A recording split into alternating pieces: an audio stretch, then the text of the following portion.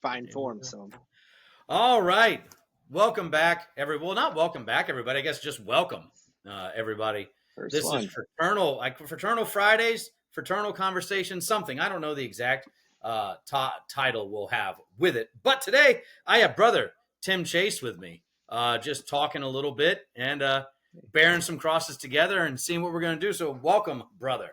Thank you. It's good to be here. Got my coffee. We're ready to go. It's fun times, man. It's fun times. Well, bro, when did you graduate, brother, from seminary? What year? So I graduated in 2011. So we're on 2011. So year year after 13 me. now. Yep. Yeah. Yep. So I was 2010 graduate from Fort Wayne in 2011. And But yeah, you and I go back a lot further than that oh because yeah, it was we go back Christ to Academy days.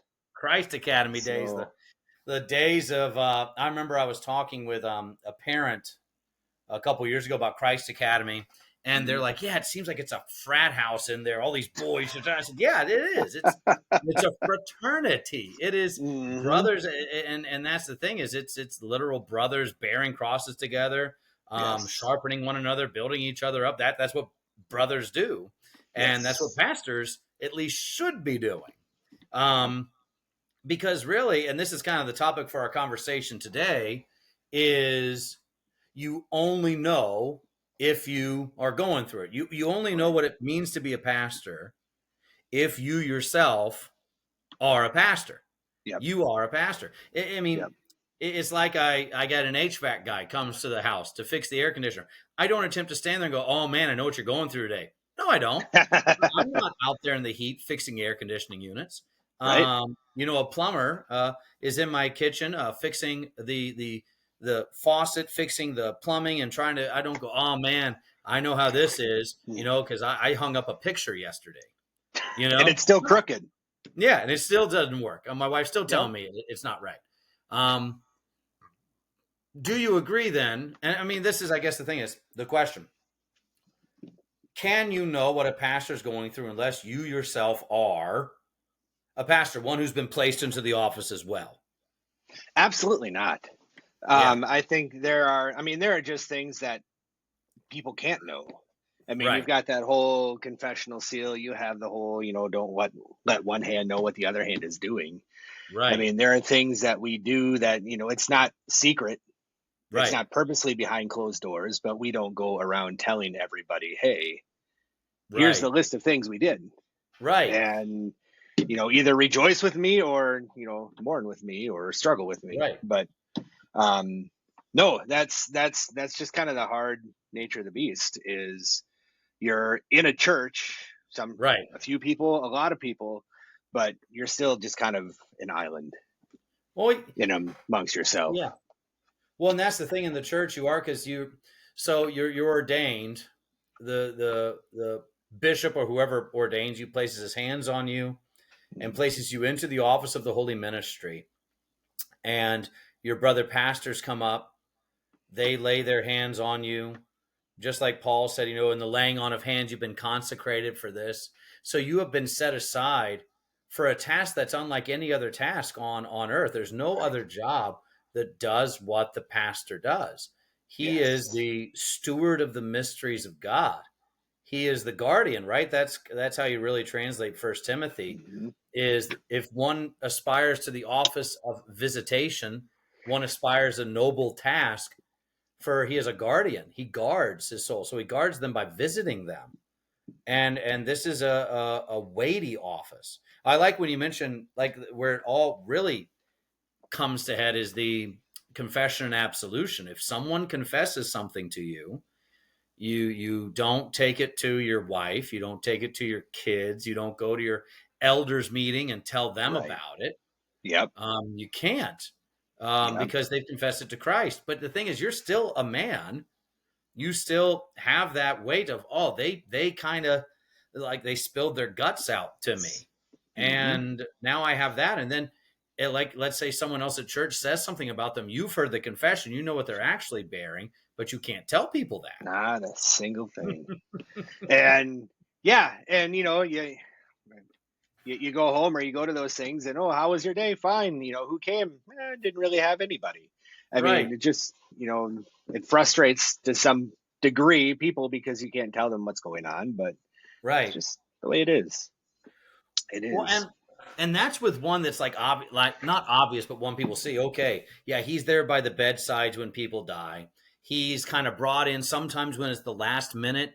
Mhm. Hail Mary pass, like it's a couple going Right. through hard times. Like, Right. okay, the divorce papers have been filed, but let's see what pastor thinks about it. Let's give him one last chance to save our marriage instead of Yeah. doing regular marital meetings so you have a Mhm. healthy marriage. But I Right. remember there's this movie came out when I was a kid called Angels in the Outfield. Have you ever seen this movie? We just watched that. We Ah, introduced our kids to that for the first time last week. I Yes. love it. It's a cheesy movie. It's so cheesy. You got Christopher Lloyd, Yep. with doing all the stuff. You have all these actors in it. Matthew McConaughey's in it. Yeah, I mean, it had been a few years since I McConaughey's had in seen it, there. so I was surprised at how many big names were in this Yeah, movie. Yep. but what's interesting is like only the boy can see it, right? Only like Mhm. so you have it's like, oh, we're going to put this guy up to bat. Well, no, put that guy instead. Well, that guy's not a good hitter. Why? It's because the boy can see like the angel massaging his shoulders, Right. getting him ready. And that's the thing is, so take that movie, Angels in the Outfit. This one boy can see it. No one else can see the angels doing their work, but they're doing Mhm. it. Right. And it's like this. So when you see your pastor like going in for a shut-in visit, Mhm. realize when he walks in there, there's two entities, two beings that are Mhm. with him while he walks into that room. One is trying to keep him out, the Right. demonic. They are trying to keep your pastor out of going into that hospital room, that nursing home, that house, anything the demons can do to keep him out of there because he's walking in with the host of heaven behind him. Yep. He's walking in with that which destroys the devil's kingdom. He's walking in with bread and wine that soon will be reckoned to be the body and blood of Christ for Mhm. this person that is lonely. Right. Like you don't see it, but it's like, man, imagine that. It's like when he walks into that nursing home, all you may see is a bunch of old people playing noodle ball, like the pool noodles with like a, Yep. a balloon or Good something, times. but what's actually happening is heaven and hell are battling it out Mhm. right then and there. Absolutely. I Absolutely. mean, that's So that on that. brings me to something. I took a few notes, prepared a little bit for this. But one of the things I came up with, like this is a job of extremes, Yeah, yeah, extreme joys and right, extreme lows. I mean, the joys right, are numerous with right, baptisms and new members and weddings and whatever it might be, a good Bible class, you name it, you right, got it.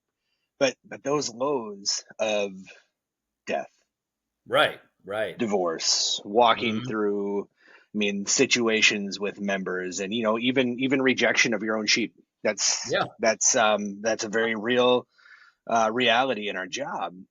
right. Nobody ever goes to the pastor and says, this is a really great situation. Let's call him and let him join Yeah, us. Like we're going in at the lowest of the lows. right, right, right. And there are times, was it 2 years ago now? In a span of 12 months, I had 17 funerals. Yeah, Like that is low after low after low after low. And who checks on the pastor? yeah, yeah, yeah. Like I looked up the notes, and I mean, I read it on the internet, so who knows whether it's true or not, but I've heard it multiple times from different people. But like in one's lifetime, they can expect to experience like 2 to 3 critical incidents Yeah, or traumatic events right, right, in a lifetime, right. where we're doing that on a All monthly the time. basis. Yeah. Yep. I And mean, it and when you talk about those funerals, it's not every funeral is the 97-year-old who lived a long life and everyone got along with, and he or she came to church every Sunday. And yeah, when you got to the hymn choices for the funeral, she already had them chosen because she just loved Lutheran hymnody. yeah, You may be burying a 5 month in utero baby. You, right. you, you're burying, I've buried 4-year olds. I Hmm. buried a 2-year-old one time, and this is like it messed me up. I buried a 2-year-old that was a twin, and the Oh, twin was in the pew in front of me, and the other one was in the casket just up yep, front there, 2-year-old. And then I had yep, a 2-year-old at home, so it's like you know, and it's like you have this um the weight that comes on it, and yet again the angels and the demons. Yeah. The angels and the demons. The demons don't want you there preaching that good news. The angels are sitting there No. giving you a back rub, is saying, you got this, smacking you on the. Right. Well, I back up, not a back rub. What the angels do for the pastor is not a back rub going, oh, it's okay. You're doing a good Mm-mm. job. No, it's like when you see strong men go up to deadlift like 1,200 pounds. You got the Yep. one dude behind him, like smacking him on the back like this and screaming at him. That's what the angels He's are doing it. doing. It's like, you Yes. got this, man. Yep. You're the Yep. man Christ Yep. has put here in the midst of that darkness and the spirit. But that's the thing is, that's who you are. That's the office in which you've been placed. Yes. But yeah, you yourself, brother, oh man, you're gonna It's remember burying the 4-year-old who died from cancer. You're gonna remember with. that 50-year-old who died from a widowmaker Yep. and it was just taken away. You're gonna remember Yep. the young man who took his own life because he was just in such a deep despair. And not that everyone doesn't remember this, but it's you're the one that's there for Christ. So the devil is going to attack you more with this stuff. I mean, Right. it's just the truth of the matter. He's not going to let up. You're the general. You're the well. It's like when Jordan would go play against the Pistons. They had the Jordan rules where it's like they're like, okay, we don't care about anybody else as long as you take Michael Jordan out. Yep. We're good to go. We don't care what Horace Grant Make. does. We don't care what Scottie Pippen does. Take Jordan out, and Yep. we'll be okay. Yes. And that's the thing is you're Michael Jordan, and the demons are the Detroit Pistons from '90 at least. So That's a scary team right there. That's scary. oh man, but I So like you mentioned the highs and the lows, and there yeah, are lots of highs. There's a lot of joy, there and is. and just so everyone listening knows, we're not sitting here complaining about this. It's just the reality of you're right. People may not think to check on you. They Hmm. may, but even still, it's like, why are they checking on me? A brother pastor knows exactly what you're going through Right. and call and be like, hey, brother, what's going on? Hmm. And we've lost that. We see a lot of pastors even crying for help on Right. social media platforms and other places. And we go, Yep. he must be having a hard week. No, he's having his worst week ever, Yep. So And yeah, call him up, bear the cross with him and give him the smacks on the back. I've been at what are we 13 years I've been at this. It's not until the last 2.5 years that Yeah, I've really understood the joy that comes from having a father confessor, having right, pastors that I feel comfortable with, and that's something that it takes time to develop that relationship with somebody. I'm thankful right. for you and a couple other pastors that I visit with because Yeah. you don't just open up to anybody about Well, your you can't. problems, You and can't. You can't and open up to your elders. It's not because they're bad guys, but that's not what they're there for. You right, can't really open up to the congregation. You're there to care for them. yep, You bear crosses with your wife. She bears crosses with you. yep, But some of these crosses are not the same as yet again. When my Allison has had 6 children, right? She's birthed 6 children, 5 of them with no drugs at all. The first one was an induction, or we were induced. But I wouldn't look at her and go, "Oh man, I know exactly what you're going through." right. When the shoulders are coming out of your body. No, no, it's Mhm. like like Rachel said, no uterus, no opinion. That's the Nah, thing is my wife, I have no idea what it feels like to birth an 8-pound child, right. nor do I know what it feels like to grow one inside of my body. Hmm. So I'm not going to sit there and say things like, I know what you're going through or, oh, no.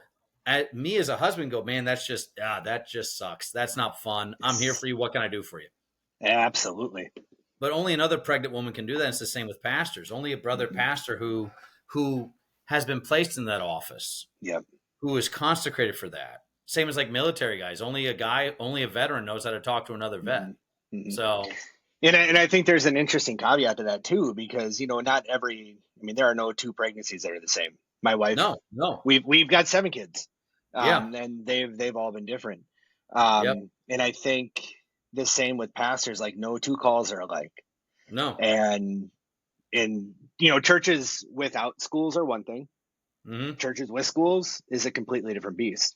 And yep, so it's understanding that even though we're in the same office together, our situations can be different in right, learning how right. to converse and relay that and relate to one another Oh in those yeah. different positions.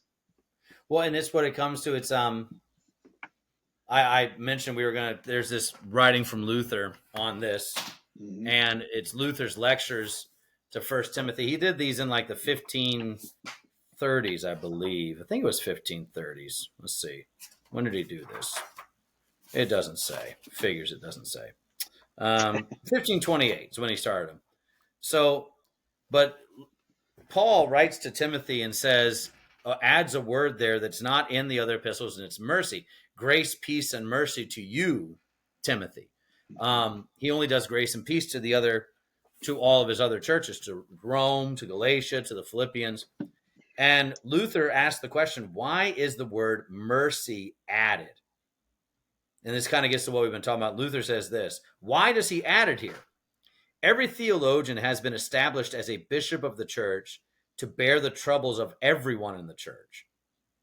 So take that, to bear the troubles of everyone in church, to Yeah. bear their spiritual struggles, their physical problems, their Yep. mental issues, everything. It's like dad carrying all the luggage at the airport, he's the one doing that. He The stands pack on the mule. battle line, right? He stands on the battle line. He is the prime target of all attacks, difficulties, anxieties, disturbances of consciences, temptations, and doubts. All these hit the bishop where it hurts. Still greater trials follow. The princes of the world and the very learned seek him out. He is made a spectacle for both devils and angels. So then, it is enough to pray for two things for the rest, that they be in grace and peace. Yet for a bishop, one must add mercy, not only that God would deign to give his grace, that he might have forgiveness of sins and peace, but that he would have constant mercy on him, that he would heap many gifts on him with which to serve his brothers. Also, that God would grant him mercy because he constantly endures great tribulation. So, this office in which you and I have been placed, which many of our brothers have been placed, is an office on the battle line. We're fighting. Yeah. That's what your pastor does. So that's kind of why I wanted to start doing this podcast is your pastors are battling this. And this isn't a call for parishioners to go, oh, I'm so thankful. No, we're doing it. We Yep. do it because the Holy Spirit is present. We don't need your thanks. We don't need this. What we need to do is do two things: receive and get out of the way. Receive and let the work be done. Receive and rejoice. Yes. And, realize, encourage your pastor. Hey, do you have a father confessor? Do you have brother pastors you talk to? Are you talking with other guys that are going through things like you're going through? That's what you can do for your pastor is make him be a part of the mutual conversation and consolation of the brethren with his brother pastors. Yep. And just be thankful that you got a guy that wants to do this for you, that wants to usher you unto paradise. Mm-hmm. And sometimes that's the hardest part. I mean, it's so easy to get busy with this job that it's that conversation with the brothers that can get pushed aside because that can happen anytime. But it's needed more now than ever. It seems like. Well, yeah. Well, and it's more than it's studying together. It's praying with each other. Mm-hmm. Ask your pastor, and this may be one simple question. Ask him, when's the last time you went to church, pastor? Not the last time you served in church, but when's the last time you went to church and just were fed, were nourished? Because if I'm dealing with all this stuff, I can't imagine what the devil's doing to you. I can't imagine how many times he throws your old sins in your face. Mm-hmm. How many times he does this. But that's the thing is, your pastor's a tough dude. He's a guy that has been placed into this office, but more importantly, Christ is a tough dude. And Christ has claimed your pastor and works through your pastor doing these things. And that's the thing is, build that up. I mark those Sundays on my calendar. I've got one coming up end of this month where I get to I say just sit, but I get to sit in the pew and get to listen and get to be on the other side. Those are precious times. Oh yeah. I miss going to church. I miss being in the pew, receiving the gifts and being fed it. Anytime I get that, it's a joy and a delight. Right. And that was the wonderful thing about Higher Things. I mean, I got to triple my amount of sitting in the pew for the year. Right. Just going to the one event, one conference. Yeah. It's heavy work that's done. It's hard work. It's supernatural work. It's out of this world work. Yet your pastor loves doing it. And I love you, brother, for doing it. And keep doing that work. the devil, you're the reason the devil's nervous when he gets up in the morning.